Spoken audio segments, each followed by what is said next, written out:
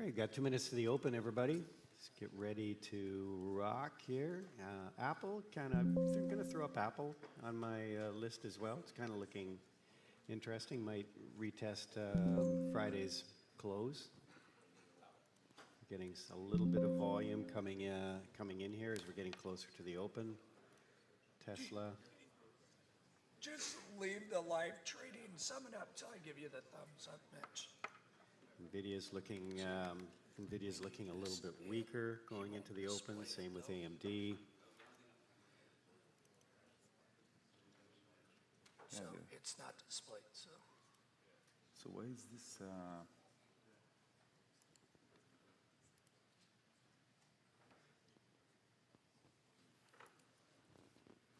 Because you probably have it on your 4000K. It wasn't like that.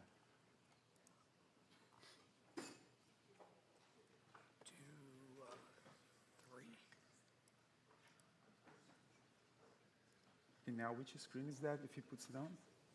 This screen right here is up. We have a screen preventing it until you're ready to. Okay, so put it on. See, I can expand this one.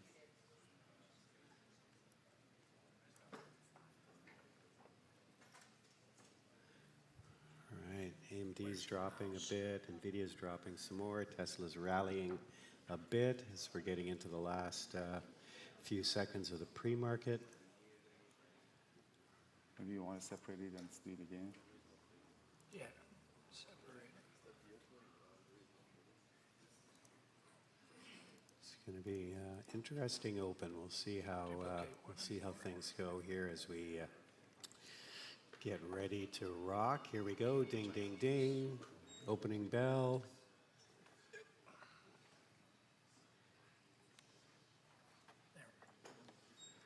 All right. Let's see what happens. Yeah, it's better than nothing. Yeah. I don't think there's Let's keep it really. I'll expand this one. Yeah, let's keep Nothing it as to get too excited about yet. Let's just see what happens. Nvidia's rallying back up. PLTR is making a move here.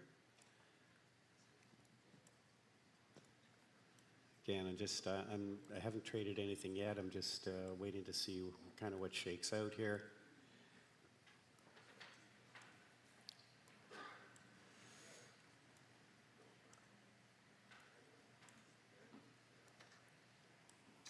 All right, Tesla is strong now. So when I'm trying to set up my screen. Yeah, just Waiting Tesla's indeed. hanging around the VWAP right now.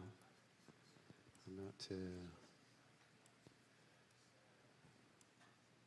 250. It's losing some steam here. Now Tesla is not strong anymore.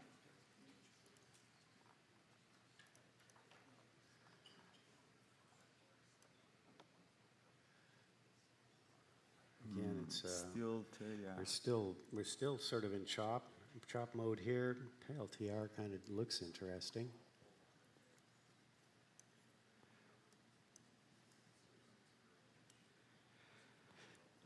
Tesla's got some big orders to the downside around 245.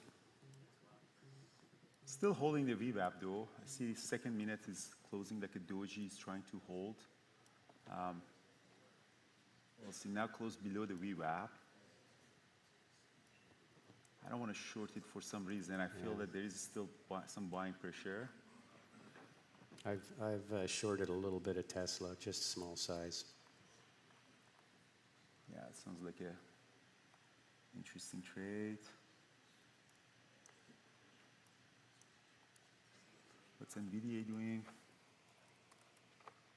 Here we go. It's making some money Yeah, on Tesla. Yeah, that's a good Tesla. drop. Where's Paris? Yeah, that was. You know what to say. I love you, Tesla. There we go. All right, I'm trading some options here on Tesla, so trading the 240s, 240 puts. So I'm just selling some here. It's up a buck. It's up a $1.20 from where I got in.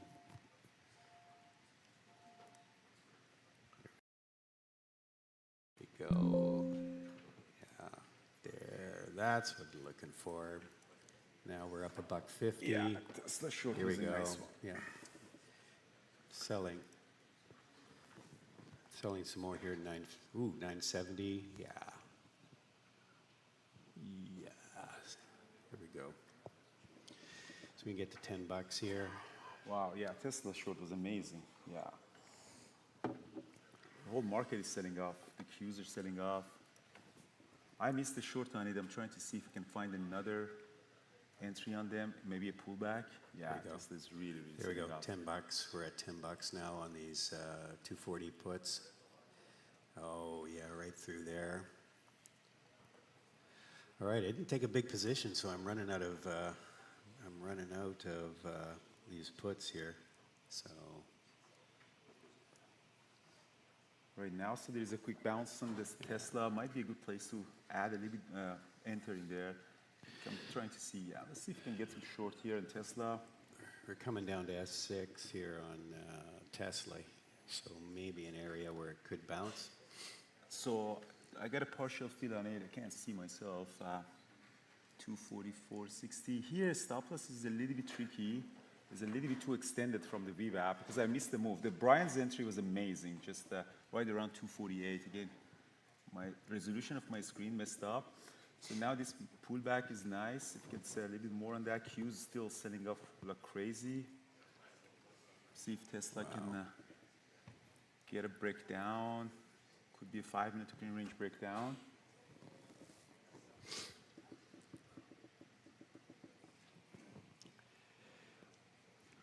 Q's at is 4. So now it's becoming like a 5-minute green range breakdown.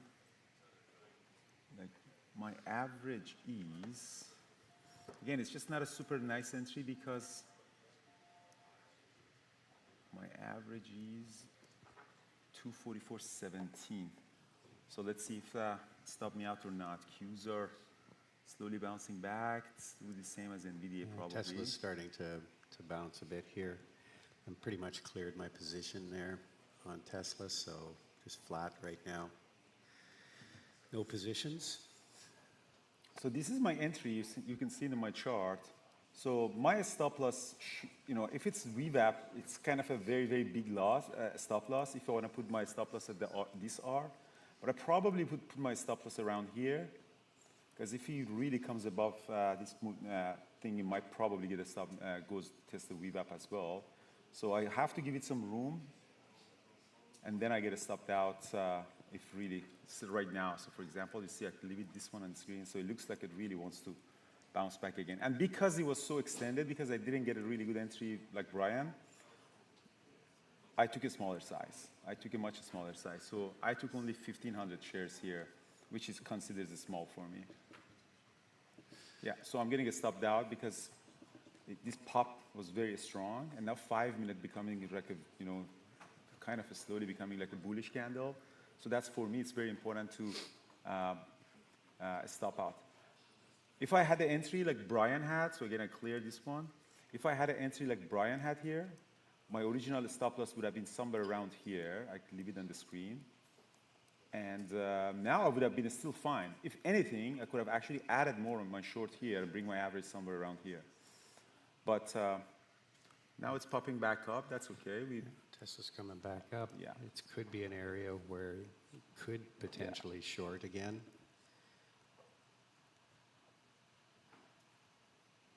So NVIDIA is making an engulfing. So on a 5-minute, again, looking at the 5-minute, sorry, the resolution of my charts got messed up.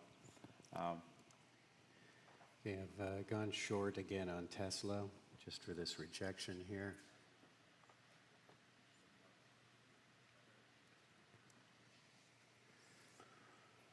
Let's see what the market doing. Tesla is coming up. I'm testing the VWAP. Let's see, NVIDIA is trying to become like an engulfing, but again, it's not a long right now. It's not long until it really closes above the VWAP. I did mess around here because when I covered my short, I got long for 100 shares, and then I sold it. But if Tesla and comes above the VWAP, I might actually trade it long for the bullish engulfing. We'll see what it does. Qs are still down 2%. VDA, PLTR did a very weird price action. SMCI is coming. SMCI is becoming like an engulfing.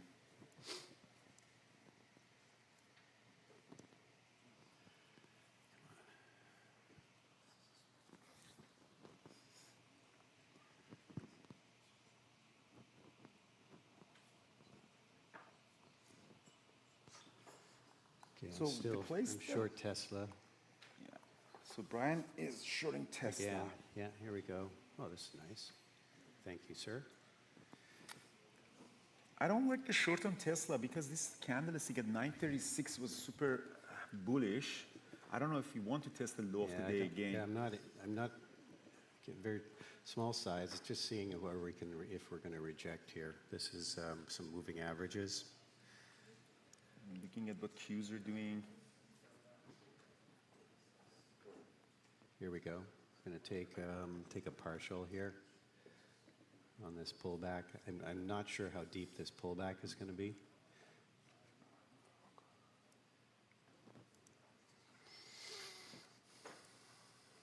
So SPY is at Seems like they're- 549 holding. Yeah, If it anything, I'm actually thinking of maybe Tesla could be a long. Like Yeah. it looks holding it. Yeah, it does gonna seem, get- there does seem to be some support here. So I'm gonna get get out, some long on Tesla, Yeah, 247, 28. and I'm out of the rest of this short. Now here, if I want to do the long, so I'm actually kind of expecting it closes above the VWAP. It hasn't done that yet, so that's why I took it, smaller size. And I probably have to put a stop loss like half of this candlestick somewhere around here. If it really goes down, it's probably going to go break the low of the day here. So this is the low of the day. Although I don't really have a trade book, this one was one of those more like a gut feeling trades. If it was closing above the VWAP, then it would have been kind of a bullish engulfing that you can actually go higher. But NVIDIA's breaking down here. We're going to low of day right now. yeah, I'm going to get stopped out on Tesla, guys. Yeah, that was a bad long. If anything, Brian would have been right. It's a Well, short. just as long as they're staying below the VWAP.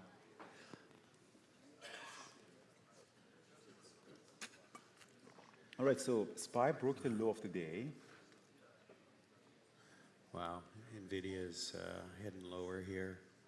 We're retesting some areas in NVIDIA that we haven't seen for quite a long time.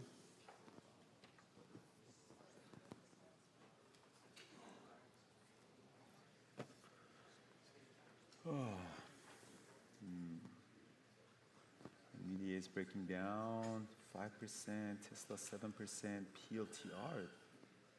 PLTR hold the low of the pre-market very nicely at 79.60. I'm going to put on my Megan hairdo and talk about longer time frames. It looks like, obviously NVIDIA is going to be...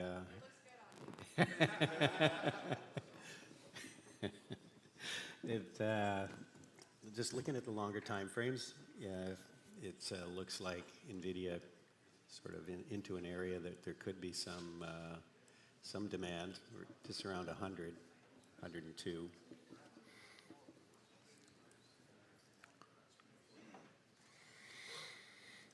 So it's still could have potentially some more downside, but as Avi likes to say, all these areas of support are they're just areas. They're not hard levels. So just have to be aware that NVIDIA could find some support here. Just looking at it on a weekly chart. So.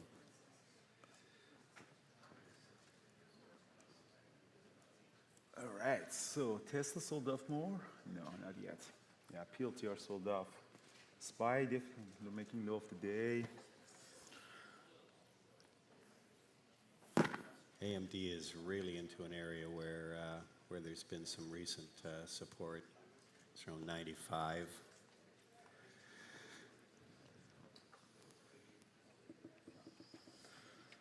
Tesla in a 5 minutes, I want to wait what it does. It hasn't made a new low, so 5 minutes, how many minutes more left on this? 2 more minutes. But let's see if it makes a higher low or not. It looks like Okay. the market is weak, Yeah. but it's not. Yeah, Qs are also testing the S4. Just kind of interesting observation. I'm not trading Apple, but it actually has gone green on the day. So there you go. Little green apples coming up on the screen. So for some reason, people are liking Apple today. So here's a weird situation right now for me. I don't want to short anything right now because I think that it's a little bit extended. But although I don't want to go long either because I'm not really get the confirmation that we might get a bounce. The good trade for me was Tesla short in the minute number 3, which I missed it. And then after that, it kind of messed up my whole planning. Yeah, that's Either market have to come back above the, VWAP show really good strength to squeeze it, or maybe it sells off way more and then we try to catch a bounce on it. It looks like it's going to go lower. Okay. That was kind of unfortunate. You had like a technical issue right at the open. Man, that just that's screws, part of trading. Yeah, Yeah. it happens. screws you right up. So Qs are testing low of the day. SPY is selling off.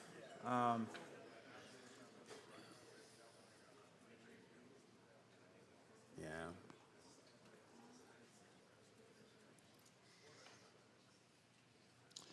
Yeah, PLTR melting down here, AMD melting down. Yeah, Qs are. Tesla back at low of the day now. Yeah, you want to stand over there? Yeah. Yeah, sure. You can do it now. Yeah. Just. Oh, wait a little bit, like maybe 20 minutes. Yeah. All right, so Qs broke the low of the day. Tesla 243 fighting back.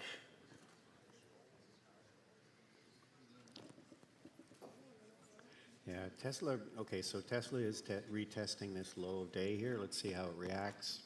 It's still, NVIDIA's still struggling. AMD really kind of rolling over here right now. PLTR, same thing. It's dropping.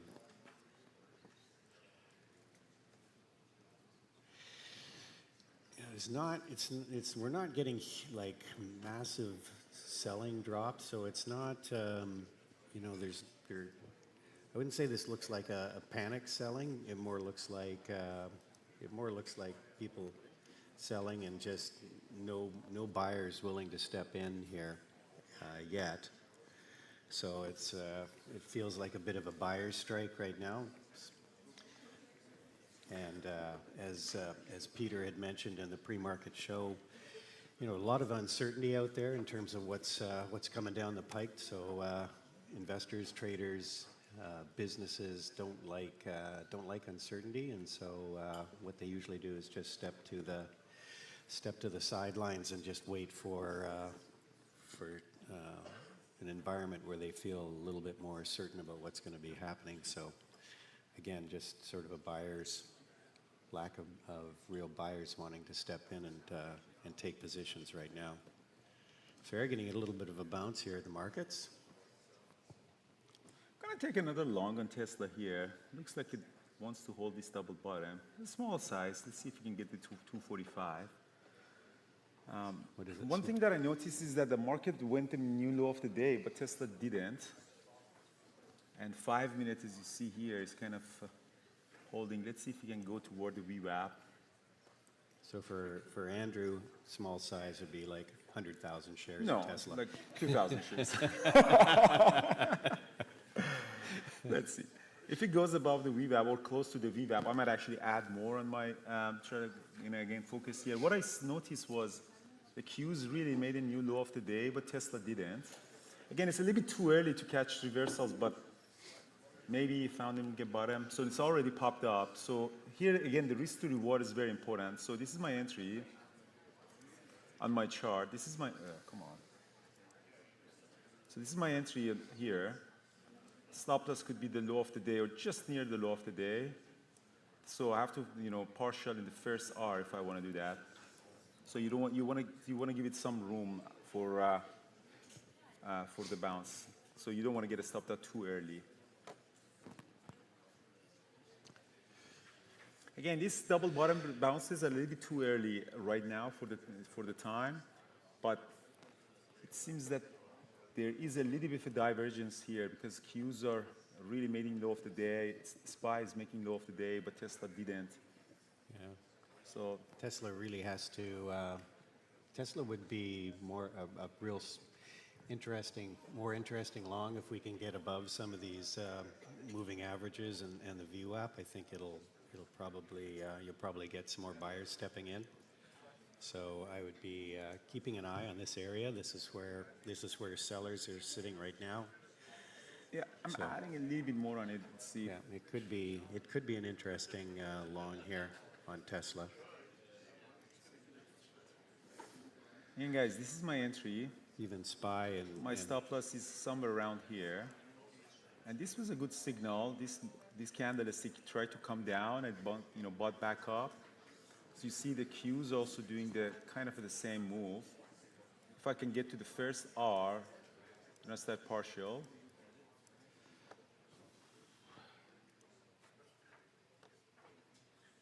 Oh, there you go. And again, I had one stop loss, one loss here. So again, you have to look at it in the probability. So I had one loss here, and I had one loss here. So I'm kind of 2R down. So if I can get 2R, I come to break even. Although this position is a little bit bigger than the other ones.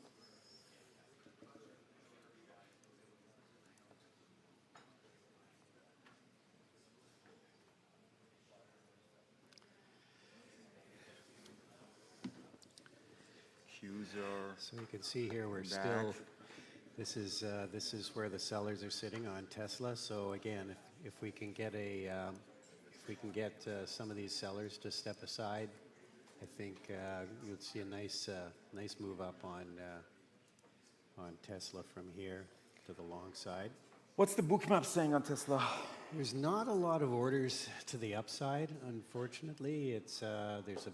There's some bigger orders down below, and there's a big order at 240.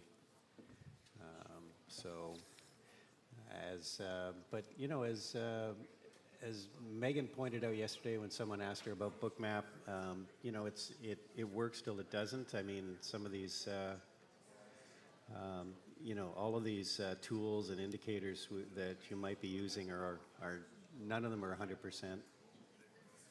And people have said before that they just blindly assume that because there's a big order there, that the price is going to gravitate to that order, but that's not always the case. And Tesla does look quite interesting, actually, for long at this point. Again, it's kind of do or die right here. All right, so see, Tesla is now popping up. Yeah, Again, I held this, risk to reward thing in there. So now it's reaching to my first R. There are a couple of things I can do. I can actually add here a little bit, see if I can actually get a little bit of more pop on it. I get a partial fill on that. So now this is a really nice squeeze above the VWAP. Could be a shorter squeeze. So this is what we want. Now, see, that's you become, profitable for the day. Yep, here we go. Joined. So again, now we're kind of around 2R here. Even though, and remember, I add more of my position here. My average is now, I got actually some partial fills. My average is 246 right now. So my average is here. Oh yeah, I got a lot of partial fill here. So now my average is somewhere around 246. So the question here is I probably have to get a stopped out if it comes down around this area.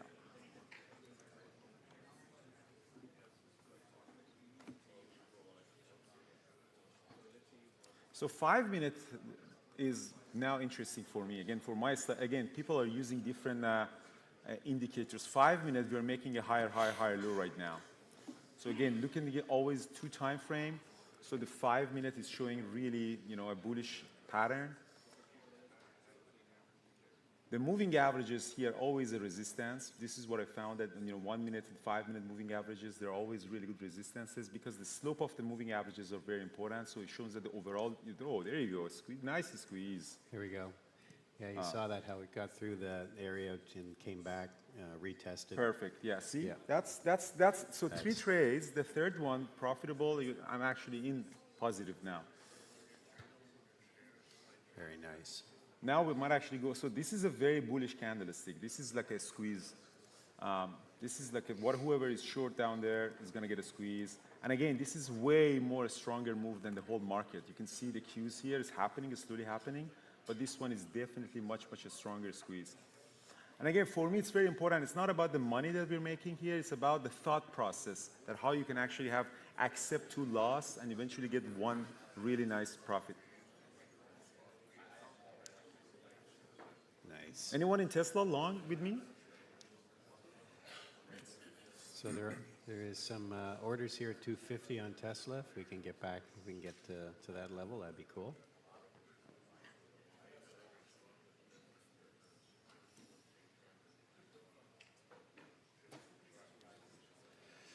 All right, that's the way we do it.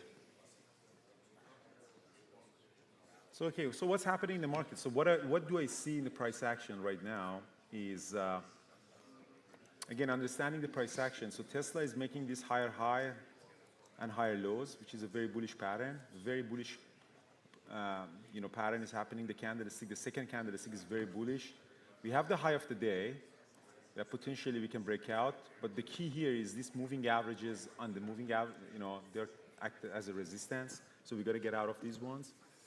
Should I add? Possibly, it could be a good, place to add around here because I think the way that it's going up, it might actually go test the high of the day. So the high of the day is definitely another target that we can have. But now, I'm in the position, adding is very important because you don't want to bring your average very, very up. So I probably have to keep my average somewhere around 247, which is the VWAP, because we might come and test the VWAP. But this is a very, so far this is a very, bullish change in the pattern. You can potentially trade TQQ as well. So this is a pattern that, happens in the market. SPY is above the VWAP going back toward the high of the day. Now Qs are happening, TQQ. I'm sure NVIDIA is also, somehow like that. But Tesla was a much nicer move that it had. AMD had a nice comeback as well.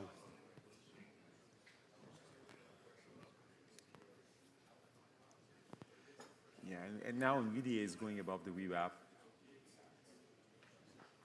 Yeah, NVIDIA's trying to get, NVIDIA still has a lot of it, I think has some, still has some work to do to get through some of these moving averages in the VWAP, which is here now. SPY has come back up, and we're kind of, we're right at the, in an area where we opened, so SPY has come back and recaptured what we lost from the open.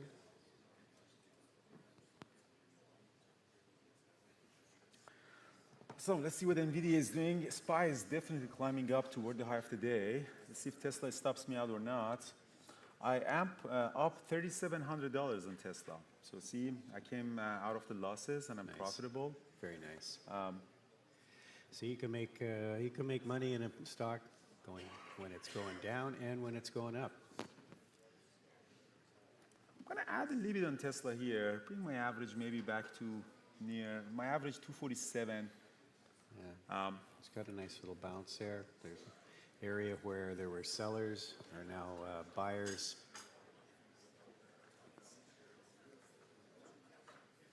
Yeah, so my average is now at VWAP. So again, if you can get to the high of the day, Big push there, big volume big push push on here, Tesla. 251 is somewhere, the high of the day is almost 251.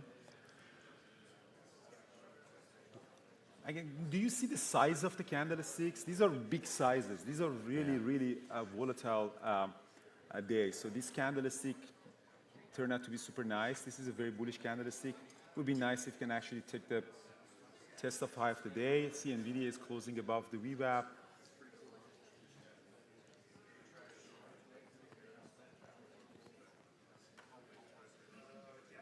All right, well, SPY is, PLTR is back at high of day. AMD is actually kind of breaking out here. TQQs, let's see if Qs is actually closing above the VWAP or not. Qs are also closing above the VWAP. The market rallies, and Apple seems to be the contrarian trade today. Apple's gone back into the red as the markets have been rallying. It's kind of weird. Apple's maybe a safety trade.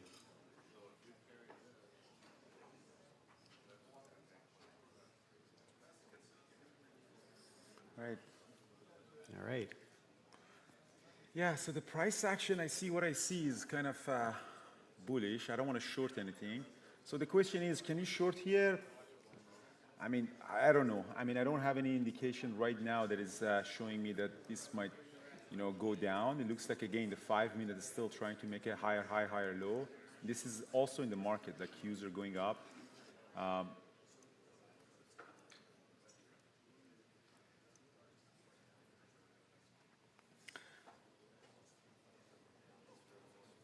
And I like that. Today you actually saw a couple of really real things. Like, you get platform problem right at the open, the moment that you have to focus. Then you miss a move, you kind of chase it. But I was aware of it that my first short is kind of late, so I took it in only 1,500 shares, a smaller share size for my actually account size. And then you try to catch another trade a little bit too early, so a premature trade. I got stopped out, but eventually the trade that you were thinking is show itself, and then by good adding into that, you actually make all of the profit back and become a very profitable trader. So now, looking at the Tesla and Qs at the same time, very, very similar pattern. Qs are trying to come above the VWAP. The moving averages are usually in the 5-minute chart is the place that, there are some resistances. And again, these are the type of analysis that I have. I look at the patterns on the chart, on the price action. Like after me, there are two quants are coming. These are the people who look at the market in a very different perspective with a microscope. They have a tool that they look at the options activity, and if there is any option wall in the option chain shows a potential squeeze. So these are different group of people, different scientists that look at the market with a different tool. Like Brian is sitting over there with a different tool, but looking at the book map. So for me, I'm a pattern recognition person with the price action. And obviously, it's more primitive, but maybe I'm like a GP that look at you, do some tests, do analysis, but send you to a specialist with the better tools to do the MRI, to do the CT scan, to get a better information of the market. For me, has always been recognizing patterns, and it's a very simple way of starting the trading, but sometimes, you need to actually add a little bit more tools to your trading to recognize these patterns. Exactly, and just took a long here position on Teslas. We got through 250. So Tesla is going toward the high of the day, and this is a pattern that happens like a SPY is making high of the day. So again, this is my original entry. This is another ad. This is another ad. Yeah, very nice. And now this is a really, really good place for me to start partially. So this was a very unconventional trade. Like this was not an A plus setup. You're trying to catch a reversal below the VWAP on a very weak day, but it requires this experience of analysis.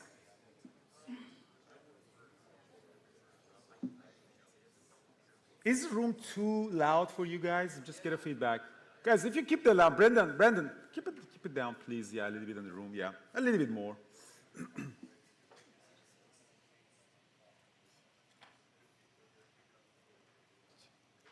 I know it's hard to contain the excitement, but we're all making money. Hopefully, people are making money in the room today. A couple of nice trades on Tesla. Yeah, so I sold more position. How many shares do I have left? I don't think I have a lot. Yeah. I have only 1,000 shares left on Tesla, and I'm up $12,000. Again, two bad trade, or not bad trade. The second one maybe was a bad trade, but the first one was a little bit late.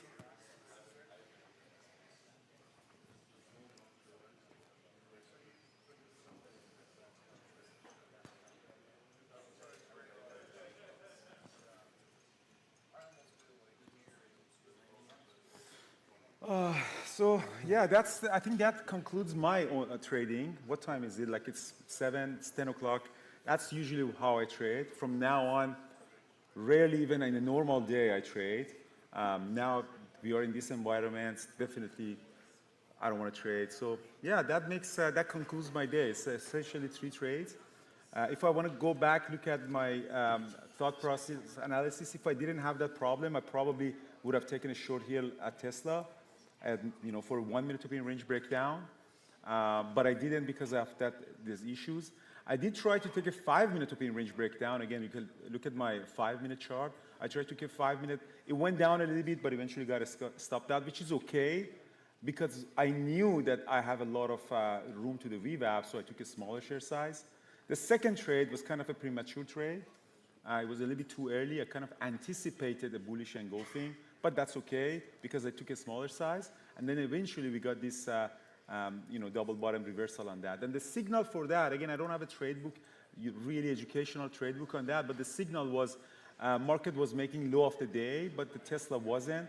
And for about 15 minutes, it really held this low of the day. And eventually this candlestick squeeze was a sign for me that, okay, let's take a double bottom on that and then put this reversal on that.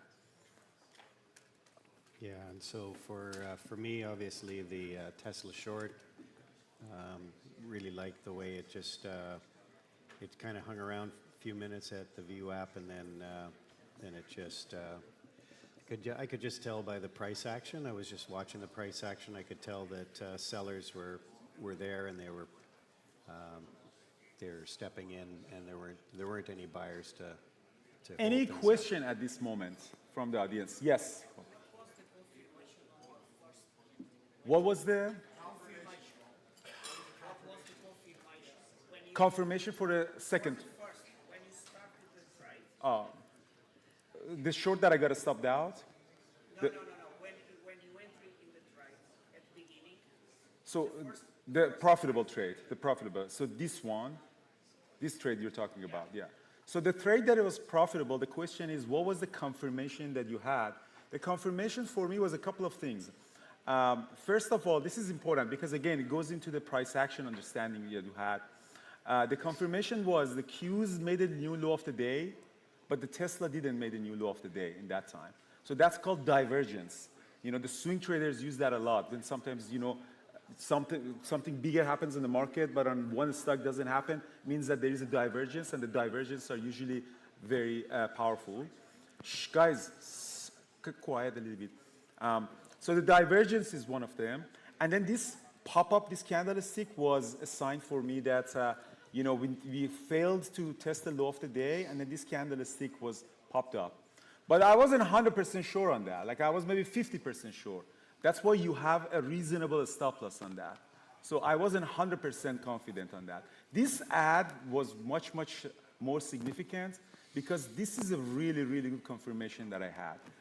Very strong bullish squeeze candlestick through the VWAP. And most of my money I made here, not over there. So most of my money on the third ad that I had that was very, very profitable. And again, what I see right now is the market is above the VWAP. I have no concern about getting stopped out because the Qs are, making these higher and higher lows on a higher time frame. We are in a very bullish trend. The question is, am I going to enter as a new position? The answer to that is not, because it's just too extended for me to get anywhere.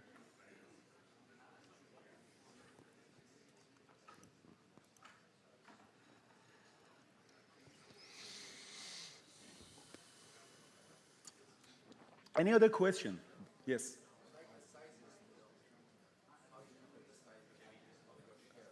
Yeah, I have to look at it. I think the first one I know I took only 1,000 share here, And on Tesla, I can go up to 10,000, 5,000 to 10,000 shares. So it was like 20% because I knew this, I kind of missed the whole move.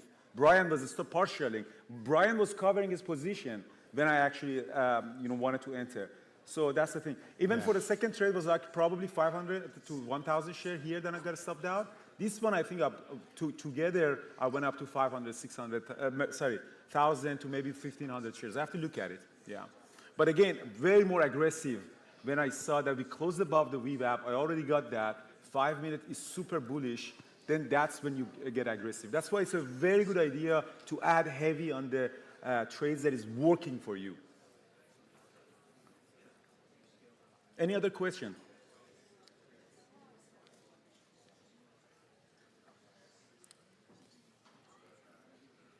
Any questions, guys? Now, really, really nice break of high of the day. And again, that's it. You don't need that many trades. I'm profitable. I'm happy that I actually managed my two first trades very nicely. This is very important. You know, I didn't know actually how much money I had. I closed that window specifically to not look at it and focus, especially today, on good trading. Because sometimes you can start wrestling by the over trading and become profitable.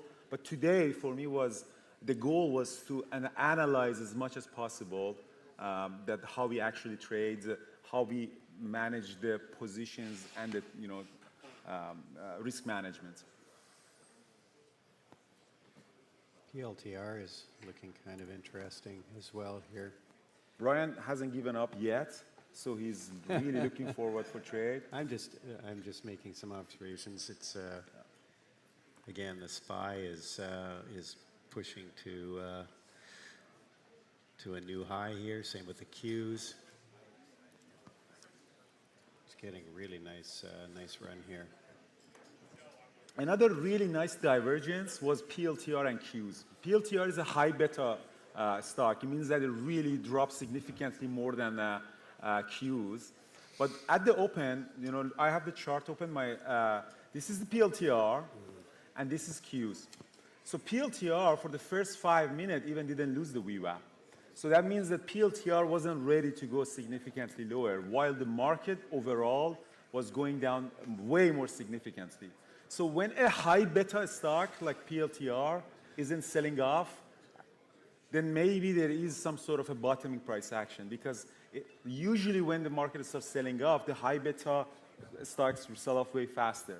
Yeah. Usually people get rid of their garbage stocks first, like PLTR. That was again another divergence. And as you see here, Qs haven't made the new high of the day yet, but PLTR is ripping the high of the day because the high of the day on PLTR was here. So that's a divergence. It means that people are buying high beta, more volatile stocks. So maybe that's sort of a bottom. It's not the bottom, but this kind of divergence in the short term can give you some sort of a bounce price action. This was, I noticed that why PLTR isn't selling off while Qs and SPY are selling off. It's because, and PLTR is somewhat of a meme stock, so that, it's got the same sort of cachet that maybe a Tesla has. So these are the stocks that are, that the people are going to sort of look at and see buying opportunity on pullbacks like this. So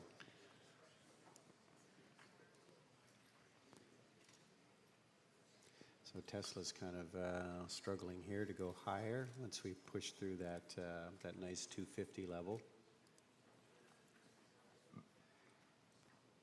So again, I want to repeat that my style of trading is pattern recognition on the chart with the time and sales. Other people use different tools. And something that I actually promised myself this year is to start learning more tools. I think in terms of learning, I have been plateaued in the last couple of years. I'm not really interested in even learn more things and stuff. And I got some feedback yesterday from someone that, Andrew, as a leader, you should start learning, because when you learn, the community learn together. And it's a very valid point. Other people are really adding more tools and more trading style and structure.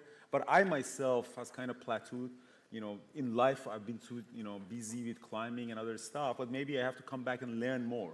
Like, for example, After Me, there's a really nice tool for recognizing these squeezes by options, Spot Gamma. And I told them when they reached out to me that I'm not, learning, and I want to learn that. I should learn that tool and see if I can actually help me, become better at pattern recognition. Like I'm like a doctor, I'm a GP that kind of making good money, and I have my own clinic. I'm, my family, patient clients and stuff. I don't want to become like a specialist, but maybe I should start learning and adding more knowledge to myself. And if I see that it's making me very confused, then I stop. But again, trading is a really evolving field, and you have to constantly learn. And I got this feedback yesterday from members that, Andrew, you got to start learning. You got to talk about options as well. You got to do these kind of things. And I think it's a valid point. So I promise myself and to the community that I myself become actually a little bit better at learning these new tools that are available for traders. Hey, Again, I've got a book for you you can check out. Brian is selling his book right now. I'll give you a free copy. Yeah. So how do they want to connect here? Start their They'll stuff. connect Yeah. right to that.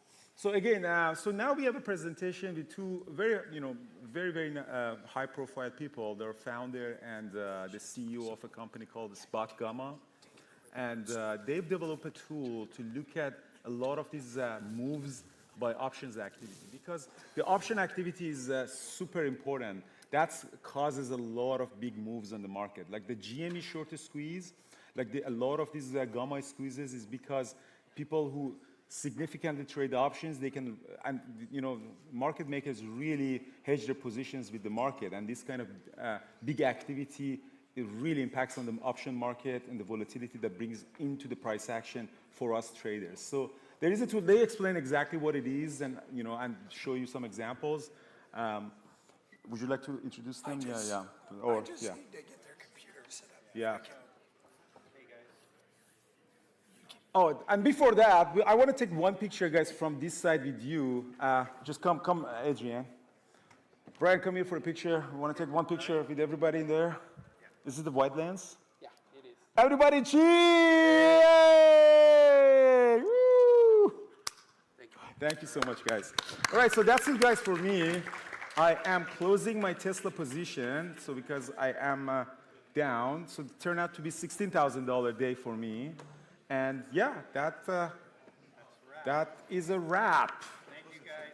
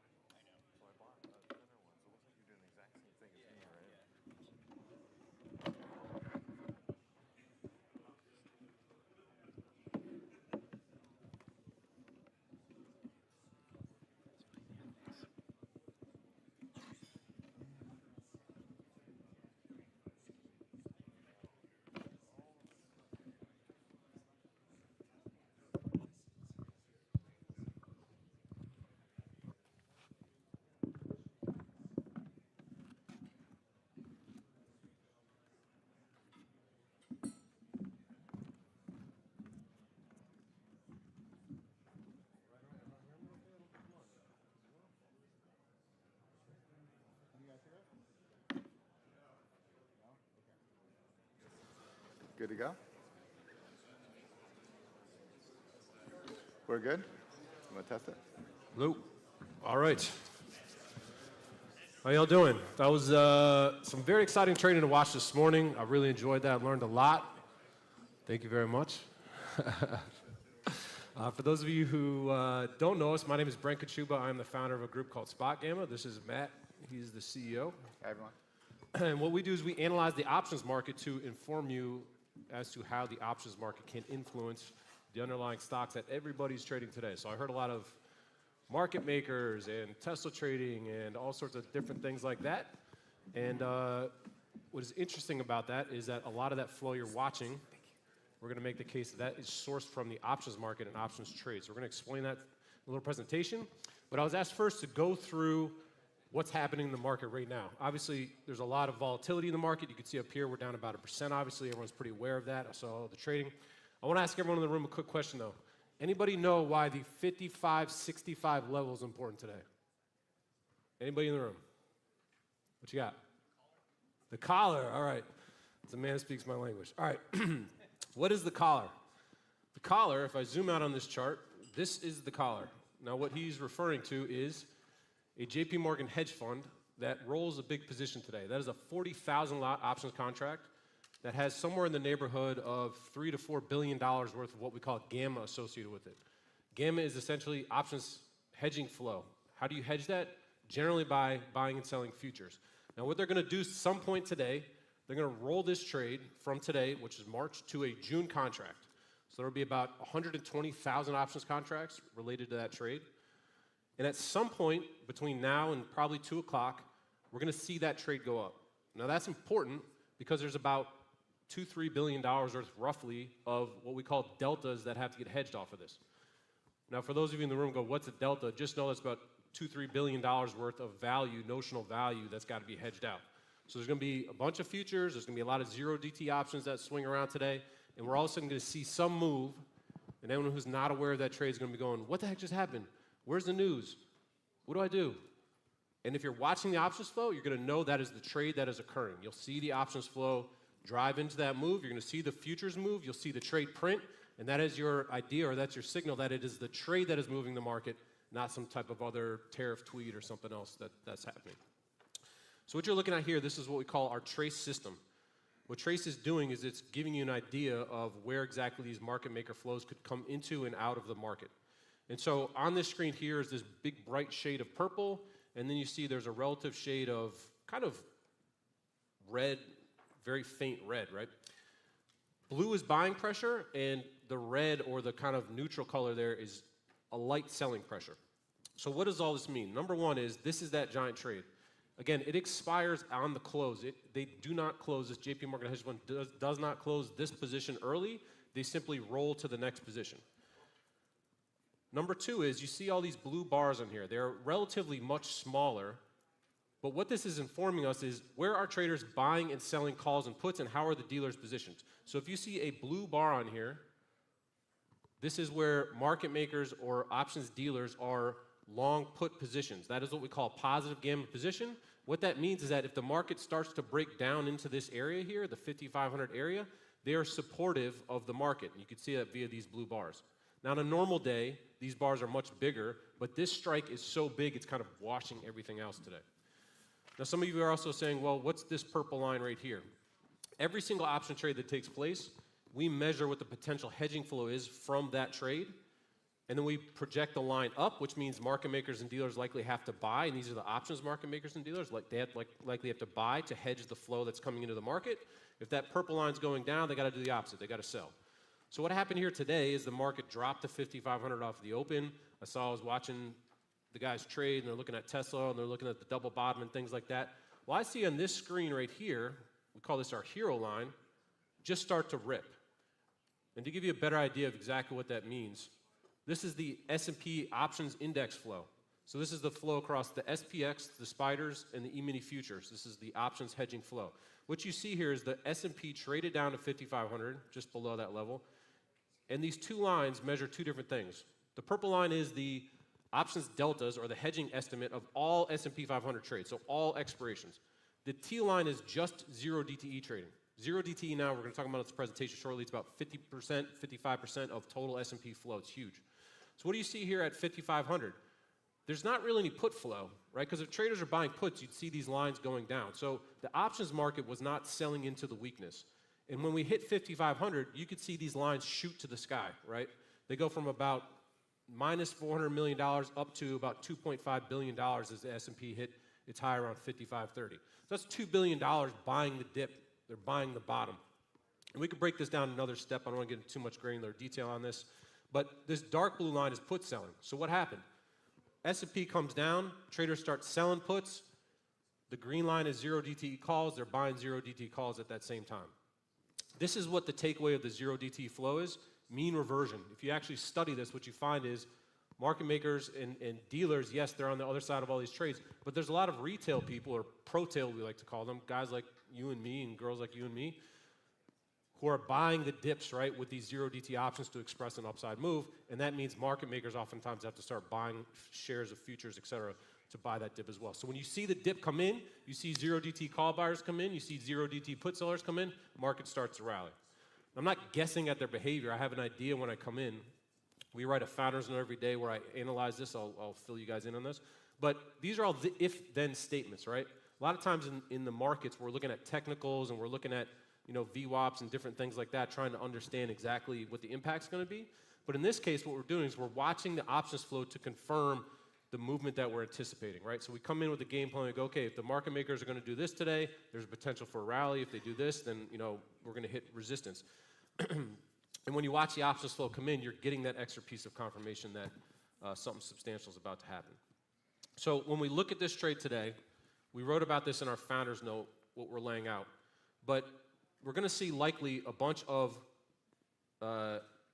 buying flow, in my view, related to this trade, this roll that's going to take place today. And again, this 55-65 level is very important. I think a lot of you, maybe if you're sitting in the room, you didn't know about this trade, you may not have this expectation that volatility could express to the upside so much, right? Why does that 55-65 matter so much? Well, I wanted to, and I shared this chart in our founder's note this morning, and I just want to give you an example of this.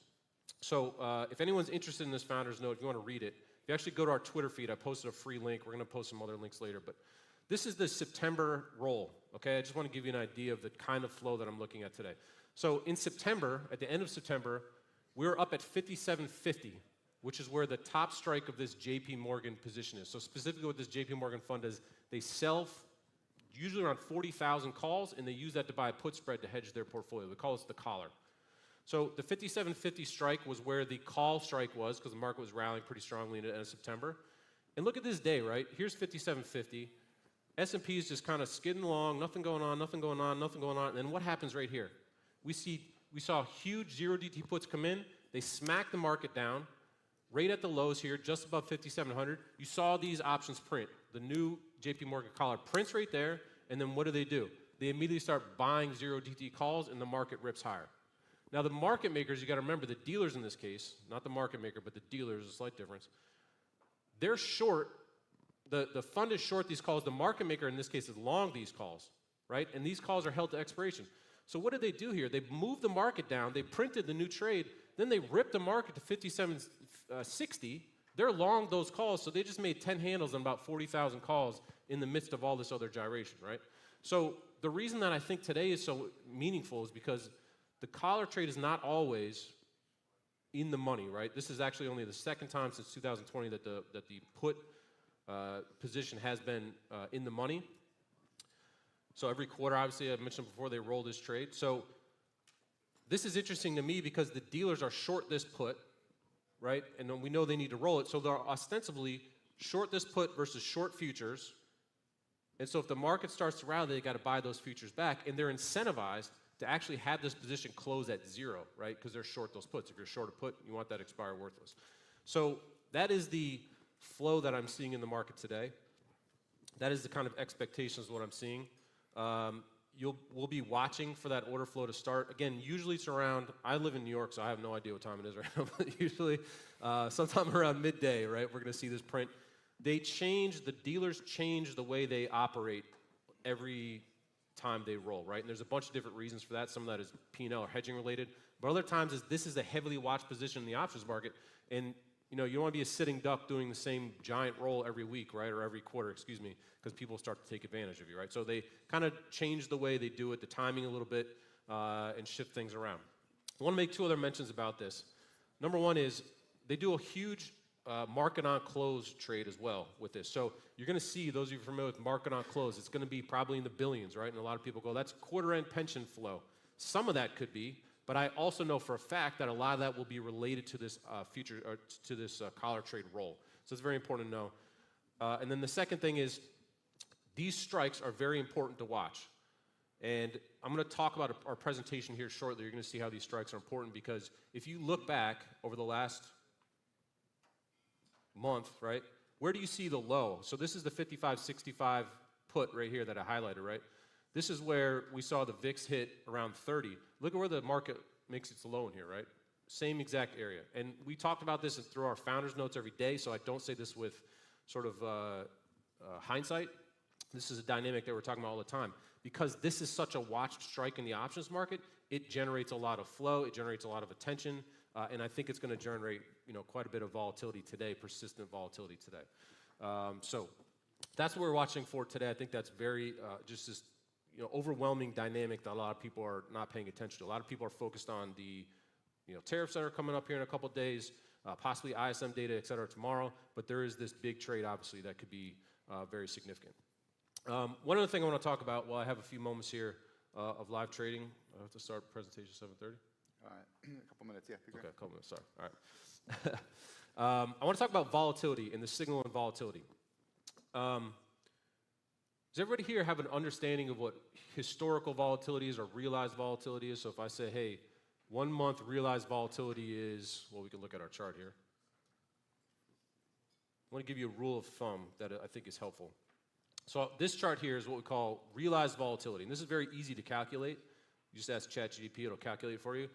That top number there, that 20%, realized volatility is 20%. What does that mean? That means that on an annualized basis over the last 30 days, the S&P has been moving, the SPX index has been moving at 20%, right? And that's an annualized basis. You can directly compare that number to the VIX.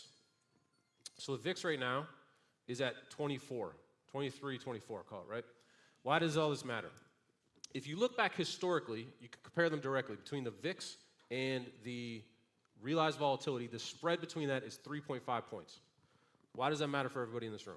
It's because you can use that as a barometer for understanding if the market is pricing in a lot of extra volatility or not enough volatility. And the reason I bring this up is because oftentimes the market prices in too little volatility, and that's a huge signal of risk. And sometimes they're pricing in way too much volatility, right? Which is a signal of too much fear in the market, and that can obviously sometimes be a turning point. So if you look back at this, that premium that I was mentioning right here was 10 points, right? The VIX was 10 points over S&P realized volatility. Again, you can very easily calculate this in a spreadsheet if you have SPX index prices. That 10-point premium is extreme. That's about as big as it gets. What does that tell you? Everyone was freaked out back then. The VIX was near 30.